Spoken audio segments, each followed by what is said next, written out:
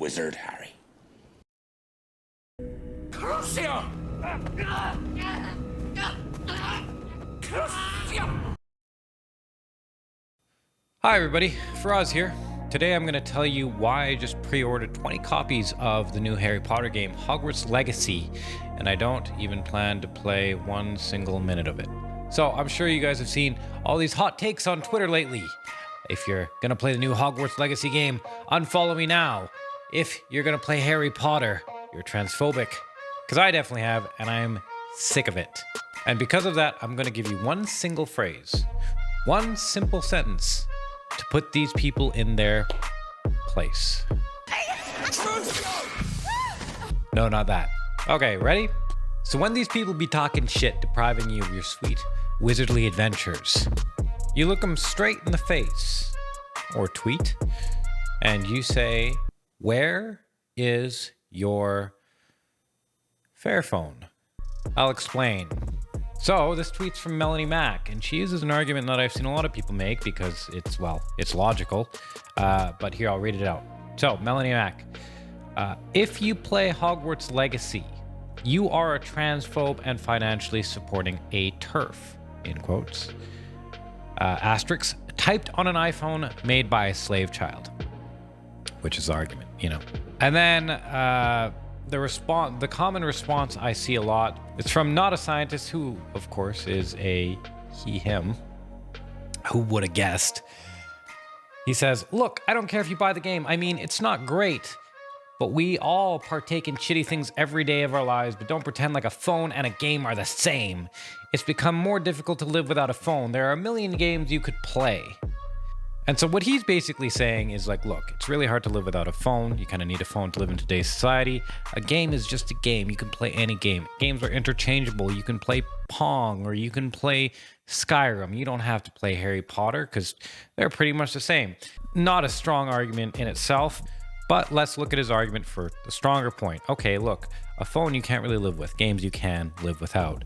And to that, that's when you say, that's when you pull it out. That's when you go, hey, boom. Okay, but where's your Fairphone?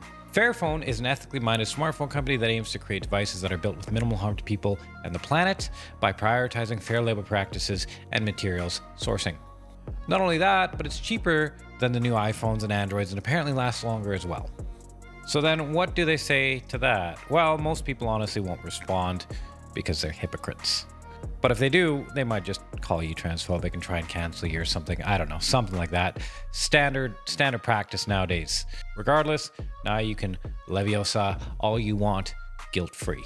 It's Leviosa, not Leviosa. You know, there's a saying from the Bible, and I'm not particularly religious or anything, but there's a saying from the Bible that seems to fit what's going on in society right now, and it just keeps coming to mind over and over and over.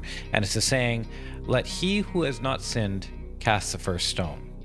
And I feel like a lot of people could read that and maybe take that to heart. Maybe don't judge other people when you yourself don't have the cleanest track record. Okay, that's the main tactic. So if you're interested in more about this, I'm going to speed run the rest of the video and give you some information lesser known pertaining to this topic. Subset number 1. The boycotting or advocating for pirating Hogwarts Legacy movement stops transphobia by attacking the finances of J.K. Rowling. That's what people want you to believe. If you don't play this game, somehow you are harming or hurting or discouraging J.K. Rowling. Simply not true. This is wrong. So here's some quick maths for you. On average, the royalties from a game for the author who created the source material for said game and is completely uninvolved in this case would be somewhere between 2 and 5% of the total revenue. Generally not more than 10%, but for the sake of argument, let's take 10%. Red Dead Redemption generated over $1 billion in revenue, selling 34 million copies. It was a very popular game and highly acclaimed. So let's use that number as an extremely high estimate for the sake of, whatever this is, for the sake of example. Best case scenario, let's say this boycott or pirating endeavor plays out very, very well for the boycotters. And the movement manages to cut the copies of Hogwarts Legacy sold in half. Here's the math. 1 billion divided by 2 is 500 million. 10% of 500 million is 50 million. So in total, J.K. Rowling would have lost 50 of a potential 100 million in the best case scenario. And that means the game sold way, way, way beyond expectations, way beyond its pay grade. And not only that, but the people who want to boycott this game also got an absolutely absurd proportion of people to boycott this game. Something that you would probably never see. So now let's put that into a broader perspective. J.K. Rowling is a billionaire, and she has many, many, many reliable sources of revenue, including the Wizarding World of Harry Potter at Universal Studios. But anyone who buys one of those tickets, portion of that goes to J.K. Rowling. So this 50 million, this high-end number of 50 million, that is the best case scenario for the people pushing against the game Hogwarts Legacy.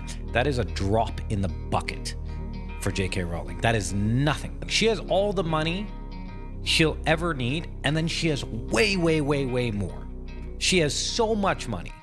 So from that, who actually suffers from this group of people shaming people out of playing the Wizard game? Well, the devs, the marketing team, the production, basically everybody involved in the project that doesn't have $1 billion.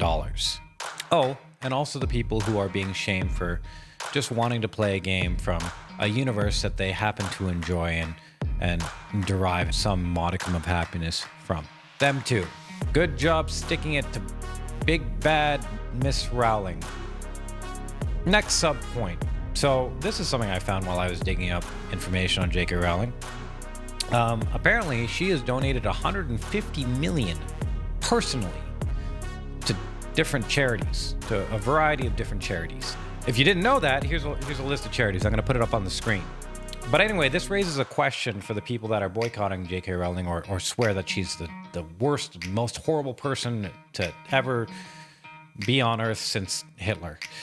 And it's, well, look, if supporting J.K. Rowling, and by that I mean buying a game that she's completely uninvolved in, means supporting transphobia, does supporting J.K. Rowling or any of the things that she's ever touched also mean that you are supporting all of the charities she supports and the $150 million she has donated to those charities, or philanthropy, or the charities that she's founded, or any of the good things that she's done? Do I now embody those good qualities as well as the bad, or is it only the bad that applies to me because it's convenient for the arguments that are being made by the small group of people that are trying to shame people out of playing this game? Okay, and here's the last tidbit of info I have. Well, there's more, but this is what I'm going to include.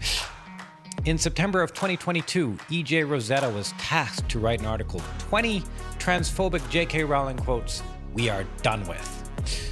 After 12 weeks of reading her books, tweets, full essay, and finding the context of these quotes, I've not found a single truly transphobic message. In fact, she found things to the contrary.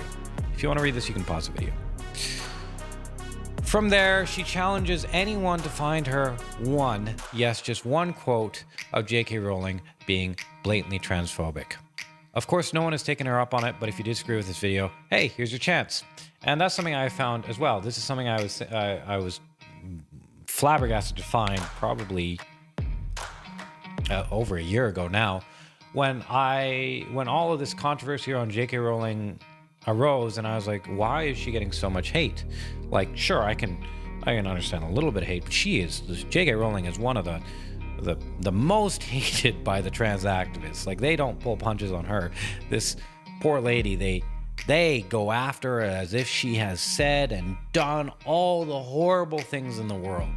And so when I asked people, like, what has J.K. Rowling said, or what has J.K. Rowling done? The majority of them struggle to come up with anything that she said or done that indicates that she's transphobic. They just like to say, oh, J.K. Rowling, she's transphobic. It's like, well, why? It's like, oh, well, she just is. It's like, okay. And then you get the small percentage of people that are like, oh, she said that people who menstruate are called women. Yeah. And I was like, okay, well, what else? Oh, she has an essay. You can go read it. You go read it. It's just talking about women's rights and stuff. It's like, I don't know exactly what has happened. I think here's what I think is happening. Okay, here's what I think has happened. I think that there was a target. It's a target, and she's the most well-known target, and she hasn't really done anything really, but since she's the most well-known, now she is target number one. So forget the actual people that are horrible and hate trans people and are doing horrible things to trans people. No, forget them. We're gonna go after the most well-known person that said one thing that that they didn't like. That's what the logic here is, I think, because I think that's the most effective method in generating controversy in this case. And of course, what we know is controversy kind of runs the attention currency system that we got right now. That's what I think. Finally, if you like this video, please leave a like, a subscribe, and I'll leave you with the last juicy bit. In the game, Hogwarts Legacy, according to Forbes, you, as the main character, can be trans. Well done, trans activists. Great choice of boycott.